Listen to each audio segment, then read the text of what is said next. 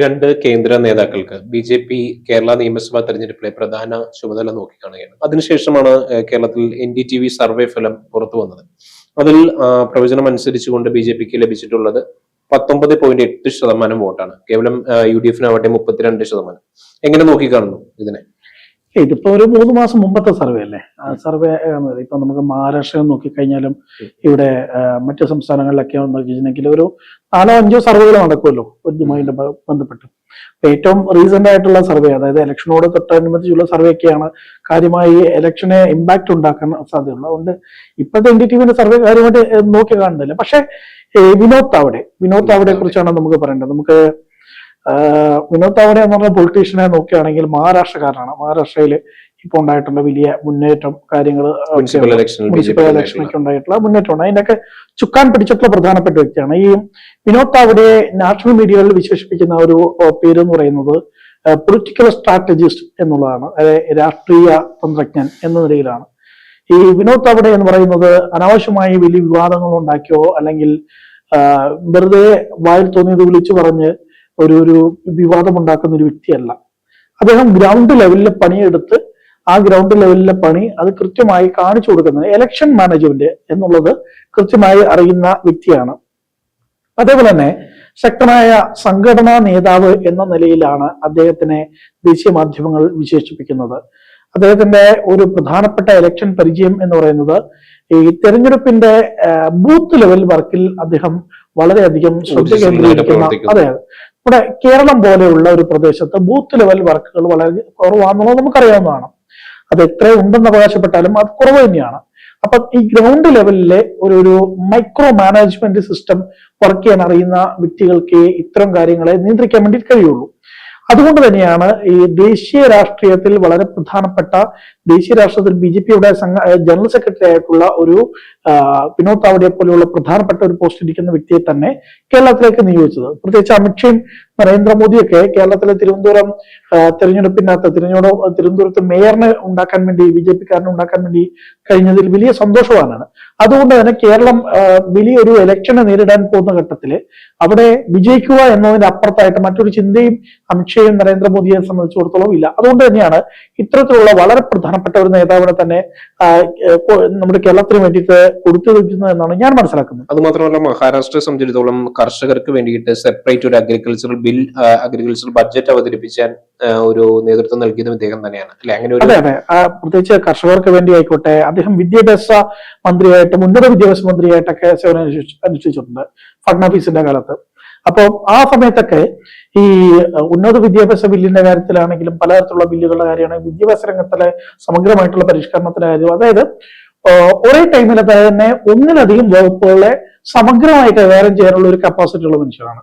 അപ്പം അതുകൊണ്ട് തന്നെ പലതരത്തിലുള്ള വിഷയങ്ങൾ കേരളത്തെ സംബന്ധിച്ചിടത്തോളം ഉണ്ടാവും. അപ്പൊ അത്തരം വിഷയങ്ങളെ സംബന്ധിച്ച് എല്ലാം കൂടെ ഏകോപിച്ച് കൊണ്ടുപോകാനുള്ള കഴിവുണ്ട്. മാത്രമല്ല, ഇദ്ദേഹത്തിന്റെ മറ്റൊരു പ്രധാനപ്പെട്ട ഒരു ക്വാളിറ്റി എന്ന് പറയുന്നത് അദ്ദേഹത്തിന് RSSുമായി നല്ല ബന്ധമാണ്. BJP ലീഡേഴ്സിനെല്ലാം RSSുമായിട്ട് നല്ല ബന്ധമില്ല എന്നുള്ളത് നമുക്കറിയാം. അദ്ദേഹം ABPയിലൂടെ വളർന്നതാണ്, സംഘത്തിലൂടെ വളർന്നതാണ്. അതിനുശേഷം RSSുമായി വലിയ അടുപ്പമുള്ള, RSSന്റെ ദേശീയ നേതാക്കളുമായിട്ടും ഏത് സംസ്ഥാനത്താണോ അദ്ദേഹം വർക്ക് ചെയ്യുന്നത് അവിടുത്തെ സംസ്ഥാന നേതാക്കളുമായിട്ടും ആലോചിച്ച് തീരുമാനിച്ച് പോവുക എന്നുള്ളത്. അതായത് RSS വിത്തൗട്ട് RSS BJP എന്ന് പറയുന്നത് നത്തിങ് എന്ന് തന്നെ വേണമെങ്കിൽ നമുക്ക് പറയാം. അപ്പം BJP ഇത്രയും വർഷമാണെങ്കിലും BJPക്ക് സ്വന്തം നിലയിൽ നിന്ന് ജയിക്കാനുള്ള ഒരു കപ്പാസിറ്റിയിലേക്ക് എത്തിയിട്ടില്ല എന്നുള്ളത് ചർച്ചകൾ നടന്നിട്ടുണ്ട്. അപ്പൊ അതുകൊണ്ട് തന്നെ RSSുമായി ഏകോപിച്ച് പോയി കഴിഞ്ഞാൽ മാത്രമാണ് BJPക്ക് സാധ്യമാവുള്ളൂ. പ്രത്യേകിച്ച് കേരളം പോലെയുള്ള സംസ്ഥാനത്ത്, കേരളത്തിലെ RSSന്റെ സംഘശാഖകൾ വെച്ച് നോക്കുകയാണെങ്കിൽ മറ്റ് സംസ്ഥാനങ്ങളെ അപേക്ഷിച്ച് പോലും, പല സംസ്ഥാനങ്ങളെ അപേക്ഷിച്ച് പോലും ശാഖകൾ വളരെ കൂടുതൽ. പക്ഷെ സംഘശാഖകൾക്ക് ഉപോത്പരകമായ രീതിയിലേക്ക് കേരളത്തിലെ BJPക്ക് ഇലക്ഷൻ ഒരു മേൽക്കൈ ഉണ്ടാക്കാൻ വേണ്ടി കഴിയുന്നില്ല എന്നുള്ളത് വളരെ പ്രധാനപ്പെട്ടതാണ്. അപ്പൊ അത് തന്നെയാണ് ഈ വിനോദ് താവഡെ എന്ന് പറയുന്ന RSSുമായി ഉറ്റബന്ധമുള്ള നേതാവിനെ കൊണ്ടുവരുന്നതിലൂടെ അവർ കണക്കാക്കുന്നുണ്ട്. അതോടൊപ്പം തന്നെ അതെ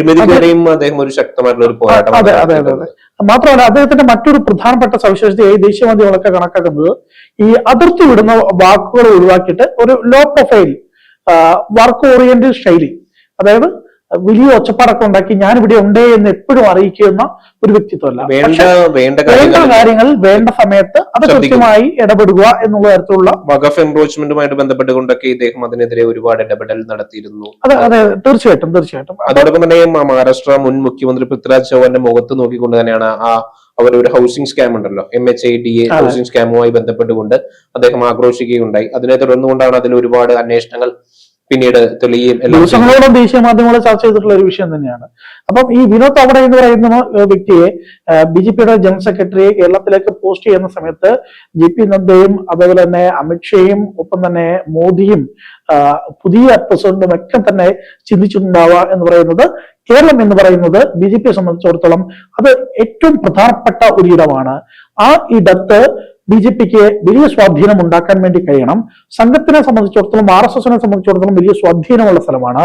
ആ സ്വാധീനം അത് BJPക്ക് കൂടെ ഗുണകരമാകുന്ന രീതിയിലേക്ക് കൺവേർട്ട് ചെയ്യപ്പെടണം, സീറ്റുകളായി കൺവേർട്ട് ചെയ്യപ്പെടണം. അതുകൊണ്ട് തന്നെയാണ് വിനോദ് താവ്ഡെ പോലെയുള്ള RSSുമായി ഉറ്റബന്ധം സൂക്ഷിക്കുന്ന ഒരു പ്രധാനപ്പെട്ട നേതാവ് ഷോ അധികം കാണിക്കാതെ ഗ്രൗണ്ട് ലെവലിൽ പണിയെടുത്ത് സക്സസ് ആക്കുക എന്നുള്ള ഒരു തരത്തിലേക്ക് കാര്യങ്ങൾ പോകുന്ന സമയത്ത്, പ്രത്യേകിച്ച് ഈ വിനോദ് താവ്ഡെന്റെ ഒരു സ്വഭാവം ദേശീയ മാധ്യമങ്ങളിൽ ഞാൻ വാദിച്ചറിഞ്ഞത്, അദ്ദേഹം ഒരു ഗ്രൂപ്പ് അല്ലെങ്കിൽ അങ്ങനെയുള്ള രീതിയിൽ നിൽക്കുന്ന വ്യക്തിയല്ല. കേരളത്തെ സംബന്ധിച്ചിടത്തോളം എത്ര ഇല്ലെന്ന് പറഞ്ഞാലും പലതരത്തിലുള്ള ഗ്രൂപ്പുകളുണ്ട്. അപ്പൊ ആ വിഷയങ്ങളെല്ലാം തന്നെ ആ ഗ്രൂപ്പുകളെല്ലാം തന്നെ ഏകോപിപ്പിച്ചുകൊണ്ട് ഒരു പ്രശ്നത്തിന് നിൽക്കാതെ ആ വിഷയങ്ങളെ സമീപിച്ച് നല്ല രീതിയിലേക്ക് മുന്നോട്ട് കൊണ്ടുപോകാനുള്ള കഴിവുള്ള വ്യക്തിയാണ്.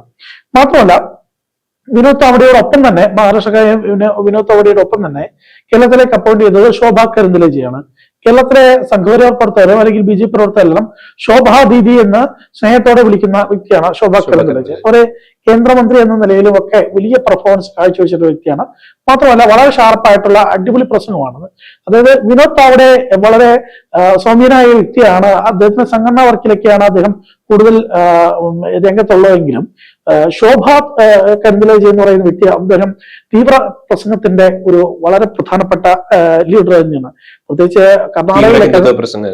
കർണാടകയിലൊക്കെ തന്നെ അത് അവരുടെ തീവ്ര ഹിന്ദുത്വ പ്രസംഗങ്ങളെല്ലാം തന്നെ വളരെയധികം തന്നെ ചർച്ച ചെയ്യപ്പെട്ടിട്ടുള്ളതാണ്. അപ്പം ഇത്തരം രണ്ട് ലീഡേഴ്സ്, അതായത് ഒന്ന് നമ്മുടെ തൊട്ടടുത്തുള്ള കർണാടക സ്റ്റേറ്റില് അവിടുത്തെ ഭരണം പിടിക്കുന്നതിന് വേണ്ടിയിട്ട് പോലും പരിശ്രമം നടത്തിയിട്ടുള്ള ഒരു പ്രധാനപ്പെട്ട വ്യക്തി ഒരു കേന്ദ്രമന്ത്രിയെ തന്നെ ഇങ്ങോട്ട് പോസ്റ്റ് ചെയ്യുന്നു സഹപ്രഭാരിയായിട്ട്.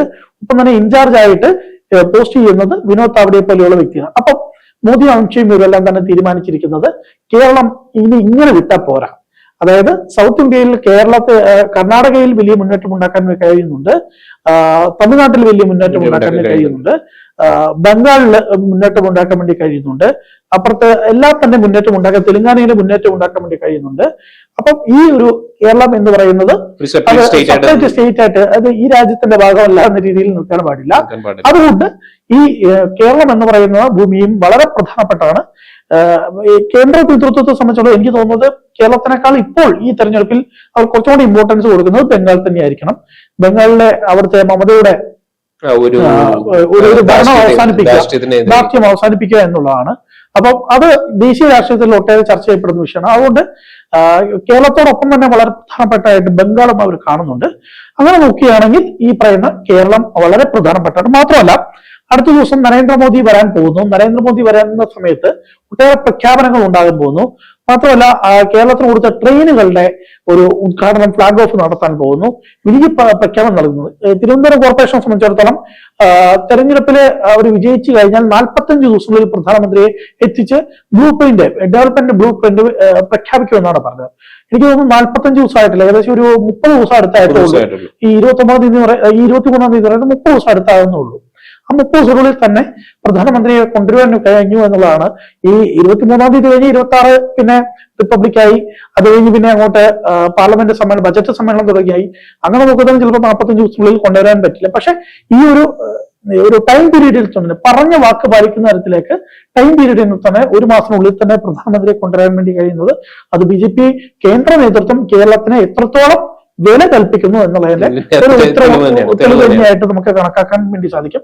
എന്തായാലും RSSുമായിട്ട് ഉച്ചബന്ധപ്പെട്ടുള്ള ഈ ശോഭാ കരന്ദലേജി ആയിക്കോട്ടെ അല്ലെങ്കിൽ ഈ പറയുന്ന വിനോദ് താവ്ഡെ ആയിക്കോട്ടെ അങ്ങനെയുള്ള നേതാക്കളെ എല്ലാം കൃത്യമായി കൊണ്ടുവരുന്ന പറയുന്നത് വലിയ മുന്നേറ്റം ഉണ്ടാക്കാൻ വേണ്ടി കഴിയുന്നുണ്ട്. മാത്രമല്ല എനിക്ക് മനസ്സിലാക്കാൻ സാധിക്കുന്നതനുസരിച്ച് പ്രധാനമന്ത്രി അടുത്ത 3 മാസത്തിനുള്ളിൽ 3 തവണ കേരളത്തിൽ വരാൻ വേണ്ടിയുള്ള പദ്ധതി ഒരുക്കിയിട്ടുണ്ട്. അമിത്ഷയും അതേപോലെ തന്നെ അമിത്ഷാ കേരളത്തിന്റെ ചുമതല ഏറ്റെടുത്തേക്കും എന്ന തരത്തിലുള്ള ചർച്ചകൾ പോലും ഉണ്ടായിരുന്നു.